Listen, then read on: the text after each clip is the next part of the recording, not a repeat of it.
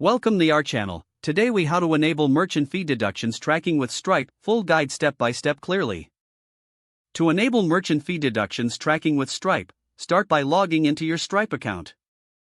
Navigate to the dashboard where you can access your account settings. Click on the Business Settings option located on the left sidebar.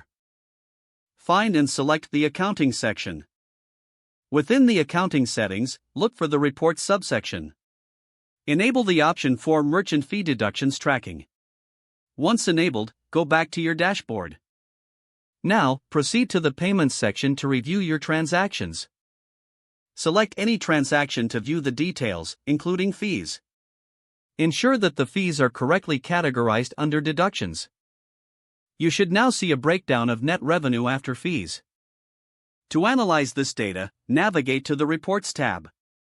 Generate an income report to confirm that merchant fees are included.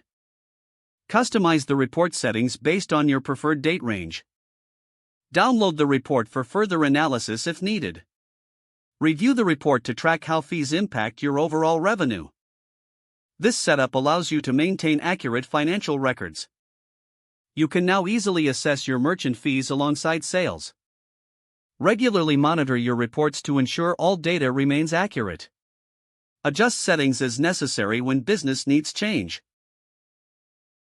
Congratulations, you've successfully enabled merchant fee deductions tracking with Stripe.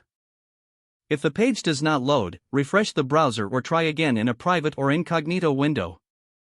Make sure you are using the correct email address, then retype it carefully to avoid small typos. If your password is not accepted, use the reset option and create a new strong password you can remember. Check your spam folder for verification or security emails, then complete any requested confirmation steps. Enable two-factor authentication if available to improve account security and reduce unauthorized access risk. After signing in, review your profile details so your contact information and settings are accurate and current.